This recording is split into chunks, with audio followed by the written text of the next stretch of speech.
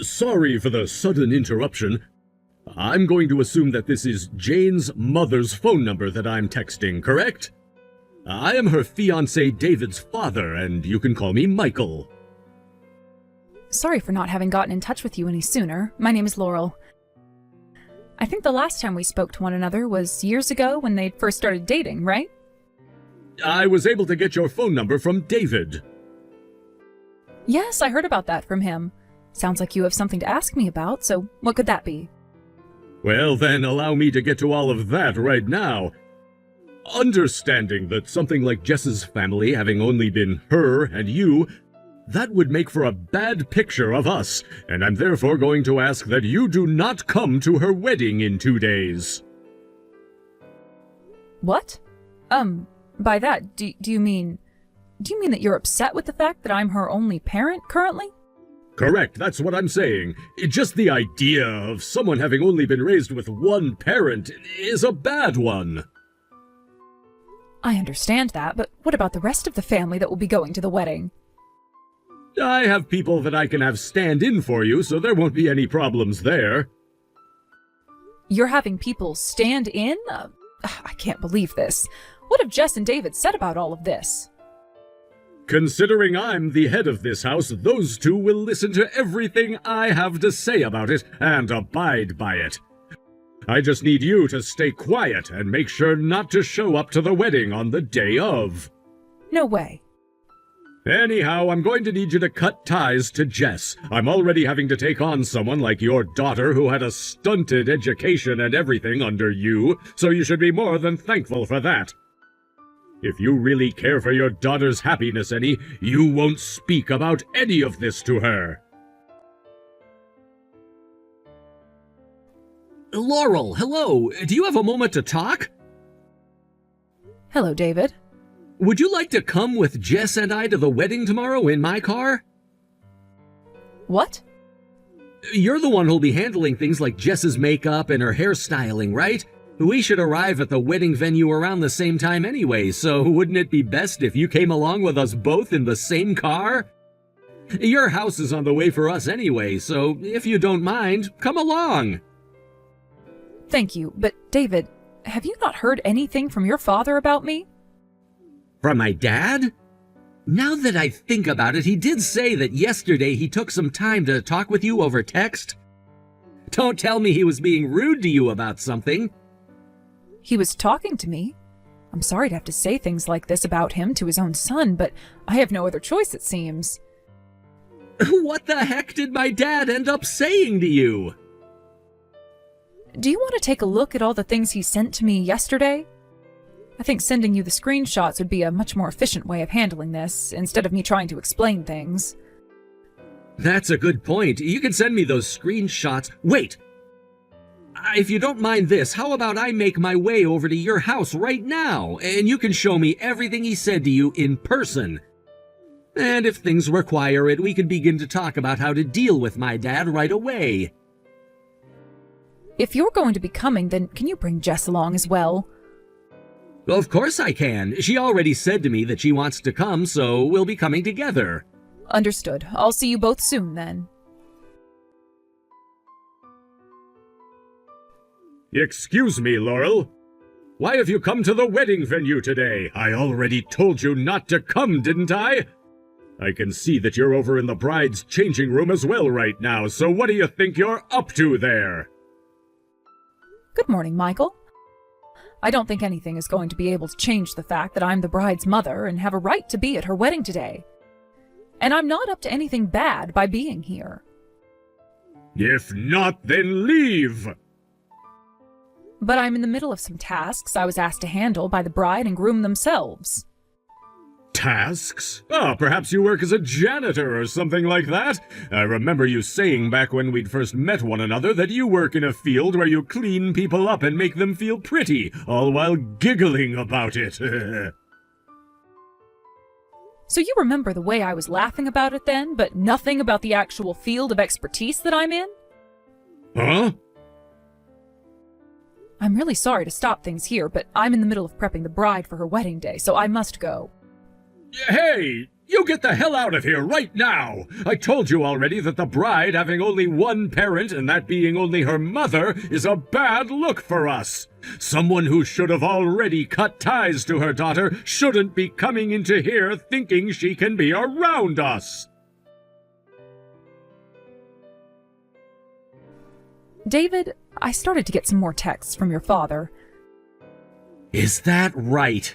As expected, he's really gone and done it to himself. Yep, unfortunately he did. Do you want to come over here and see me to take a look at everything he said? And then I will leave everything thereafter in your hands. Sure thing, I'll be there right away. Dad, you go home right now. What? I don't want you to be at my wedding anymore. David! I just spoke with both Mom and Grandma a second ago, and the both of them are furious with you now. What are you going on about right now, David? If you don't have the both of your parents there during your wedding, you're going to make a bad image for yourself. And you've gone and made a terrible image for yourself by acting like a complete and total jackass to Jess's mother. But it seems you don't quite get that yet. What are you talking about? Jess's mother works as a hairstylist, and not just any stylist, but one working at the top hair salon here in this city. She does the hair of so many celebrities that you probably can't even count them all. What? She works at a hair salon that even celebrities are going to? That's right, and it's the exact same place that both Mom and Grandma have been going to for years now, and are very familiar with Jess's mother because of it. And the only reason Jess and I were able to meet in the first place was because of their relationships. Then, here's something that I think you of all people will find very important, Dad. What is it? It seems that a lot of those hair salons have been left under the supervision of Cameron. And you know that Cameron has plenty of other businesses that he's taking care of as well, right? And the main company that he's in charge of happens to be a massive business partner of the company you're working at, Company W.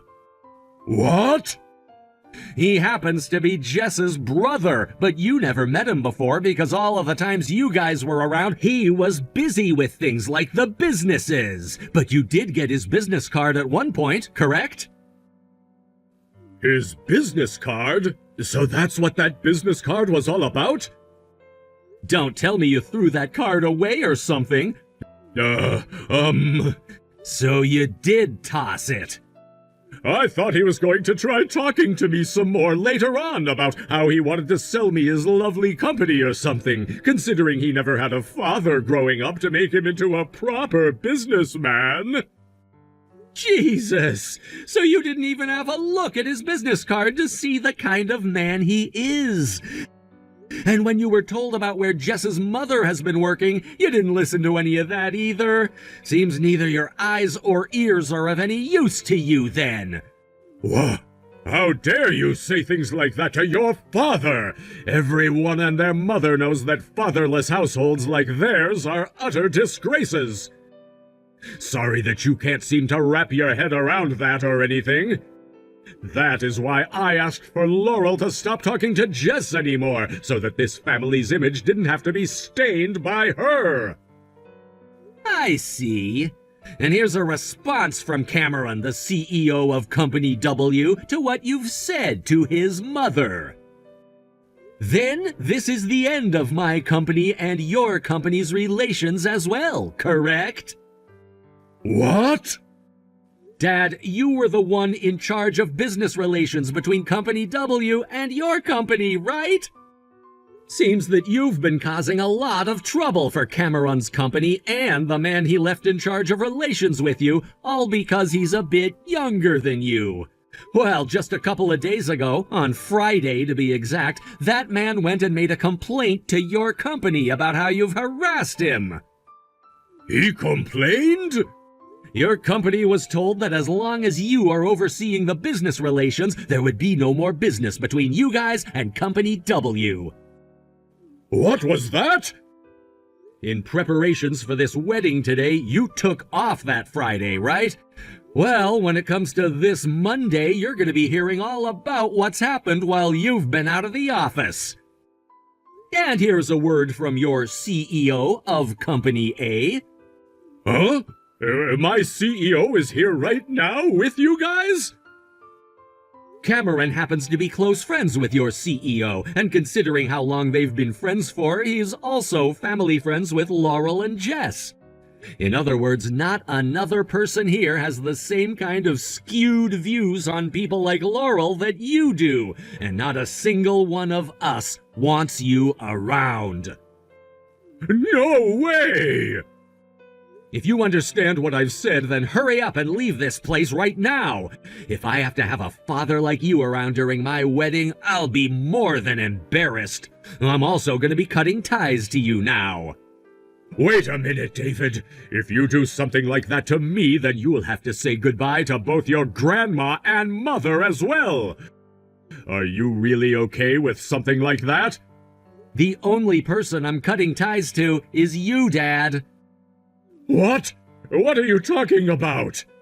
If you have no intent to celebrate the joining of this family with Jess's, then you can grab your things and leave this place right now. I've already gone and told the staff about what you've done and what to do with you. Oh, wait! Just go the hell home. Laurel, please, can you find some way to talk my wife out of what she's thinking? Good evening, Michael. That must mean that the talks about divorce are going well for her? That's correct. I would really like you to go and have a word with her right now to try and avoid this divorce, or else... I hear that she's the owner of that house and everything, so if you get divorced by her, you have to go. That's absolutely right. I heard this from your wife as well, about how back in middle school you had to start living in a fatherless household. What? I'm not sure what kind of person your mother was, or in what way she raised you that led to you becoming the pathetic man you are now, but with you so against me and the person I am, that must mean that you are also against your own mother and downright hate her, correct? Yes, that's right. She was divorced by my father because she was too ugly and useless for him. I wanted to go with my father after the divorce, but my mother took custody of me anyway. I hated my mother because she put me into that fatherless household and would be gone day after day working, yet still not make enough to get us out of poverty. Also, she'd never bother to care for me, and that's why I hate her more than anyone else. So, she was having to work her butt off in order to take care of her only child? Had she just forgiven those 1 or 2 times of cheating? Huh?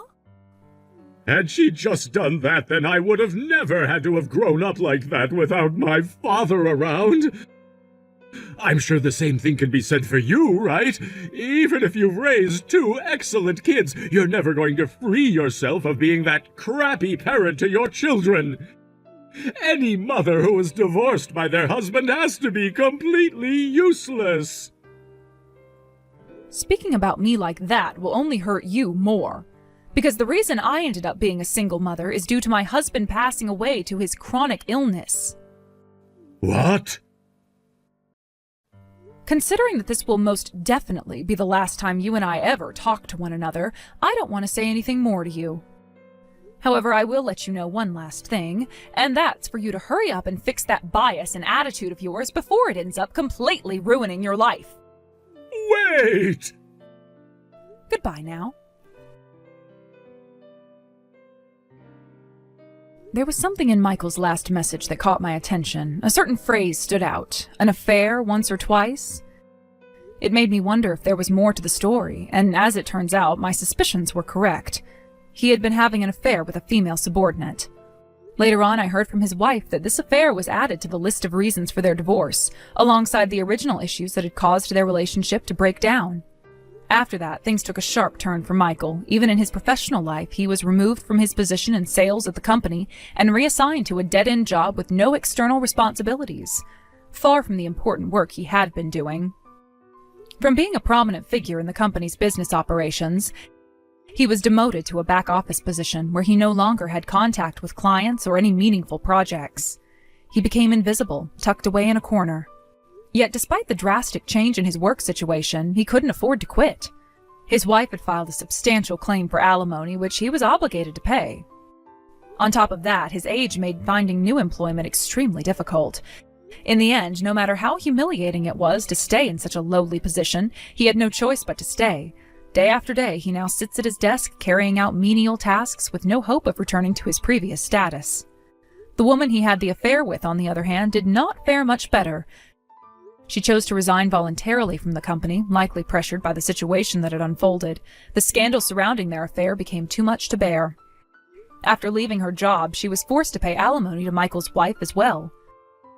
And ultimately, she returned to her hometown in the countryside. The shame and financial strain of the affair had left her with no other options. Imagining the lonely future that awaits Michael is nothing short of painful. Here was a man who, not too long ago, had everything: a stable career, a family, a comfortable life, but his own actions, fueled by selfish desires, led him down a path that cost him everything. The affair with his subordinate not only destroyed his marriage, but also derailed his career in ways he could never have anticipated. Michael was once well respected in his field. As a sales executive, he was the face of the company, often negotiating with clients and securing deals. He had a certain confidence about him, always walking through the office with his head held high. But that same arrogance might have blinded him to the consequences of his actions. Perhaps he thought he could juggle both his professional and personal indiscretions without being caught. But life rarely works out that way. His wife, who had stood by him through thick and thin, had every reason to leave. After all, this wasn't just about a single mistake. When he carelessly mentioned an affair once or twice, it revealed a deeper problem. He saw his infidelities as minor transgressions, dismissing the hurt and betrayal that they caused. It's no wonder that once the truth came out, his wife could no longer tolerate being in the marriage. Their divorce wasn't just a personal matter either. It rippled through Michael's professional life. The company likely wanted to distance itself from the scandal, and removing him from his position in sales was an easy way to minimize any damage. He went from being a key player to someone who could easily be forgotten. In the corporate world, once you lose your relevance, it's nearly impossible to regain it. Now, Michael spends his days in the shadows, performing trivial tasks that no one else wants to do. The irony is that despite all this, he cannot leave his job. The alimony payments to his ex-wife are a constant reminder of his mistakes, and he's trapped in this miserable routine, knowing that quitting would mean financial ruin. His pride might be bruised, but he has no choice but to endure the monotony, watching the years slip away from behind his desk. As for the woman he had the affair with, her fate seems equally grim. In a sense, she was a casualty of Michael's recklessness, though she too made her own choices. Voluntarily resigning from the company was likely an attempt to escape the shame of being known as the other woman, but it came at a great cost. After paying her share of the alimony, she retreated to the countryside, where her career prospects are likely limited. One can only imagine the isolation she must feel now. Together, their affair not only destroyed their lives, but also left a trail of pain and regret. Michael, once so confident and full of himself, is now facing the reality of a lonely and desolate old age. The choices he made in pursuit of temporary pleasures led to permanent consequences. Thank you for watching and listening. We hope you enjoyed the video. Don't forget to like this video and subscribe. Also, feel free to leave a comment about what you thought of the story. We look forward to seeing you at the next story. Sam, are you really going to be staying with your father after all of this is over with? What? What do you want now out of all times? You're annoying me.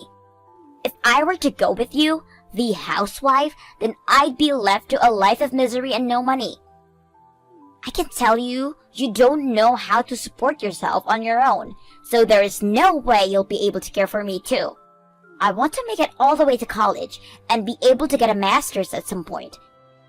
And before then, when I start going to high school, I want to be able to wear the nicest clothing and go out to really fancy cafes with all of my popular friends. I am also wanting to get myself one of the coolest men in the school to become my boyfriend, and with that, a lot of money too. So after thinking about all the things I want, I decided that I'd be going with Dad and his really cute and young girlfriend. She happens to run her own bar even, so she has to have a lot of money as well. And she told me that if I allow her to marry Dad, she's going to give me an allowance of $500 a month. That's a way better deal than whatever a useless woman like you could do for me. So those are your reasons for wanting to go with your father after this divorce? Well, of course. Also, I had been the one talking with Dad about how I wanted him to wait on getting this divorce until I had turned 15. What? Being 14 years or younger, there was a very high chance that you could get custody of me in the divorce, and neither Dad or I wanted that to happen. So I asked Dad to wait until I turned 15, so I could choose who I wanted to go with. And while you guys had been waiting, your father was cheating on me with that other girl? That's right, and I love thinking about how she'll become my cool new mom. So please stop asking me if I'm sure I want to be with her more than you. By the way, hurry up and leave us already. Starting tonight, my new mom is going to be coming to this house and will start to live here with Dad and I. Her name is Ellie, by the way. And we both don't want her to run into Dad's ex-wife on her first day here. I'd feel bad for her if that happened. I'm leaving, Sam. Then, make it quick. Dad already took full custody of me because that's what I wanted, so you're not even my mom anymore. Which means you can't talk to me anymore like one. I wasn't trying to. Sam, I was just trying to help you out here. After realizing that this whole time, your grandma had been tricking you into thinking that I'm a bad person. I listened to her because she would buy me anything I wanted if I listened. And she's a lot nicer than you. And that's the reason why I wanted to check with you one last time before I go. I had this feeling deep down that maybe you didn't want what your grandma was telling you, and that perhaps you still wanted to be my daughter. But after this conversation, it is clear to me that you don't want me anymore. That's too bad.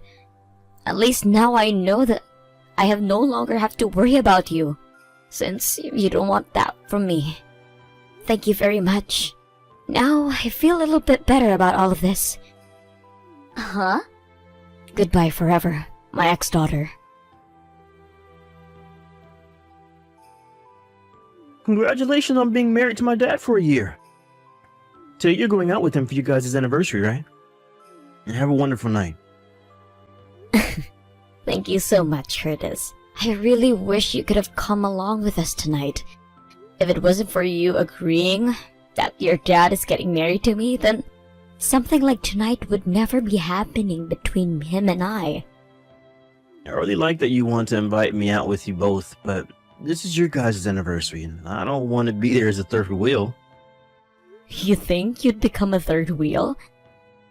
Then, how about in a couple of days, the three of us could go out and have a casual dinner? That would be awesome. Seriously, Mom, thank you so much for becoming my mother. Why are you being so open with me about this? I'm sure you want to know why a 24-year-old man like me is being so squishy right now. But my real mother passed away back when I was only 1 year old. And ever since then, my dad has been taking care of me on his own, while never even bothering to find someone else. He's been without a woman in his life for over 20 years now, and yet he finally ran into someone who opened his eyes again. And that was you. At the cafeteria in you guys' office building, right? And did you know, he came to me after the first time he laid his eyes on you, asking me for advice with women? He told me he had no clue what to do about you, and how to ask you out. I never knew that. Something like that could really happen? Well, considering my dad would rarely ever go to the cafeteria since he's a CEO, he sort of asked me to go and talk with you some in his place, since I'm in there almost every day. He even started asking me to come up with a plan for him to use in order to get you to go on a date. Does that mean the idea of reserving a table closest to where I was working for the CEO to have lunch was... That's right. That was all my idea. I knew that by having my dad sit down close to where you had to work in the cafeteria, you would be forced to talk with him and him with you. Curtis. Wow. We made sure to do all of this with the help of the secretary and some of my dad's closest friends there. One of them being the HR director, and we asked if it would be okay to do something like that in the hopes of getting my dad and you to talk. And he told us that he'd let it happen. Normally, it would be inappropriate for the CEO to be trying for a relationship inside the workplace, but everyone knew how lonely my dad had been and that he really needed someone. So in the end, we had everyone helping my dad out. I found it a bit crazy that within 3 months of talking to the CEO, I was already going out on dates with him and stuff after work. Wow. You all did so much for the both of us. Please keep the fact that I was behind all of this a secret, please. What? I wonder if I can keep this a secret or not. What? I'm not sure how I feel about you right now. Please don't say anything to anyone about all that, please. My dad would get very upset if he heard that I was talking again. That's a good point. Well, it really is all because of you that your dad and I are so happy. So I suppose I will keep my mouth shut about everything you've told me today. Please, Mom, please! If I don't start leaving the house soon, I will miss my appointment. What? Oh, it's already that time of day. Have a good time, Mom. Thank you, and I'll talk to you later. Mama, are you doing all right? What? This is Sam. Your daughter, Sam. Just the other day I saw you going into and sitting down at that super fancy French restaurant with another man. I was wondering what the heck was going on there, and so I started to ask around a little bit. And that's when I learned that you got married to the CEO of a tech firm. The fact that you were able to land a money bag like that at the age of 45 is amazing, Mama. I'll come back and be your cute little daughter again for you, so please give me $20,000. So, when can you and I meet? I was wondering what you wanted to talk to me about. Do you really think that I just have some large amount of money like $20,000 sitting around? Huh? And even if I did have that kind of money on me right now, I wouldn't be giving it to some stranger for absolutely no reason. You have to have a very good reason for asking something like that, but I don't think you do. What? I have a reason, though. A great reason, as a matter of fact. It's the best reason you're going to hear. I doubt that. I just told you that your daughter, who you haven't seen, is willing to meet you again and become your cute little girl once more, right? And for that reason, I would like you to give me $20,000. Kind of like a payment for my services to you. I'm sure as my mom, you'd be more than happy to listen to what I'm asking and give me that money, right? 5 years ago. Huh? You told me that you chose to have your father's girlfriend, Allie, as your new mother, right? So ever since that divorce, I have never been your mother. And there is nothing that would make me become your mother again now. Ah, you're talking about that. Well, all of that never happened. Never. I take back everything I said to you then. And why is that? Because, Dad and Allie ended up getting divorced. That bar I told you Allie had been running, well, she wasn't that great of a business owner, and so after only a few years it went bankrupt and she lost the bar. And that meant the $500 a month that she promised me before was no longer coming. At that point, I realized I really couldn't use her anymore. Grandma also ended up passing away last year, so the only person ever giving me money is Dad. It's not even that much each month, so I'm tired of relying on him too. That's when I found out that you found yourself a really good ATM and now living large. Right? That's why if you give me $20,000 right now, I will come out and see you and start being your cute little daughter again. And from then on, I'll let you see me whenever you want. Heck, I'll even come out and move in with you if you'd like. Hold on, I have to go. Hey, don't start getting too cocky now, you little brat. What? Mama? I'll tell you this right now. I took her phone for a little bit, so that means you're not talking to your mom at the moment. Then who are you? I'm your mama's stepson, after she married my dad a year ago. Huh? Oh, is that so? I guess it's not that strange for someone the age of that CEO to have a kid or two by now, so, how old are you? I'm 24 years old. And I am 20 years old. Which makes you my older brother then. Which is just crazy to me because I've never had any siblings before. Nice to meet you, big brother. I told you to stop acting like such a cocky brat. Huh? You should be treating me like a little princess right now since I'm your little sister. But you're saying that to me? I was already told that you're not my mom's daughter. So don't even think for a second more that you were related to me in any way. But you can't start calling a young woman a brat like that. And it's not like you and I have ever met one another yet. Looks to me like you have no idea who I am then. I've never met you in my life, so of course I have no idea who you are, idiot. I'm Curtis. What? My name is Curtis. Oh, wait. No freaking way. There's no way you're the Curtis who used to be working as a store manager at Allie's bar, right? Sorry to say, but that's me. And you picked on me so much at that job that I could probably file a claim against you for verbally harassing me there. Calling me a lowlife for only being raised by a single father, and saying I had no chance in life because my mom died when I was only 1. I'm that Curtis. Wait, what the heck is going on here? You've been the son of a CEO this whole time? And right now you're the son of the CEO that my mom married? I'm just as shocked as you are right now. I never thought that someone as kind-hearted and open-minded as Megan would have such an audacious and annoying daughter as you. Well, from what she was telling me, her twisted mother-in-law at the time had been feeding you lies about your mom and spoiling you at the same time. So I guess I can see how you turned out like such a selfish brat. Hey! I don't care who you are to me. You're saying too much. Well, if you don't want to hear anything else from me, then scram. Leave my mom alone and go find someone else to try leeching off of. What? But what about $20,000 that she's going to be giving me? And from what she said, she doesn't want to meet you ever again, so you're not getting that money. Huh?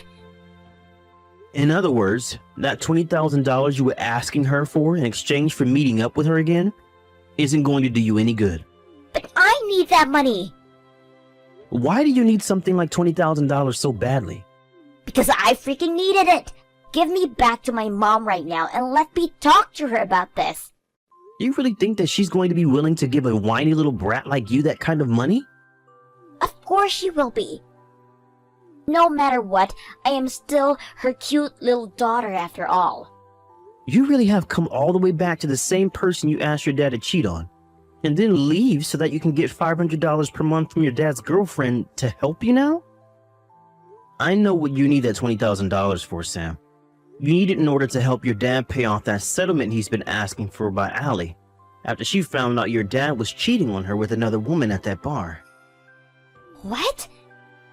I heard all about this from one of my previous coworkers who had been working there with me before. Don't tell me you told my mom about that. Sorry, but she knows. I started to learn about how you had been going around asking about my mom and who her husband is. Knowing that you were nothing but bad news for all of us here, I spoke with my dad about what I had learned about your dad at that bar. And he gave me the green light to tell my mom about everything that's been going on. What the hell are you doing? I would like to ask you that goddamn same thing. Megan has finally found herself smiling again after she was able to marry my dad and become part of my family. If you continue to pester my mom and get in the way of her relationship to my dad, I will not go easy on you. Understood? What the hell? There was still something I was left questioning after that day, and that was me wondering why Sam came to me out of all people asking to give her $20,000 to help her pay her dad's settlement. And well, as it turns out, that her dad ended up getting that other woman pregnant while he was cheating on Allie. And all of his family cut ties to him for that. And that means there is nobody left for Sam to rely on now, either for help. Both her and her dad are working tirelessly every single day in order to get that money so that the settlement can be paid off. And my goodness, that must suck. I do feel a little bad that she has to go through all of that instead of going to college, but I'm not going to help her any. Luckily, both my husband and my stepson have agreed with me in saying I was right to not give her any money, and that she needs to learn to take responsibility for her actions, and one way or another. I have been asked plenty of times since then why I didn't help her out when she is my blood-related daughter, and to this day I tell them that she is not my family, and that has left me wondering, what is the true meaning of family? Do you always have to call somebody related to you by blood family, or can you cut them out of your life and truly view them as a stranger? I'm not going to think too deeply into all of that, as I'm not sure there is a single good answer to that, and instead, I'm going back to my current loving family. The family that treats me with the same respect that I treat them with. Thank you for watching and listening. We hope you enjoyed the video. Don't forget to like this video and also subscribe. Also, feel free to leave a comment about what you thought of the story. We look forward to seeing you at the next story.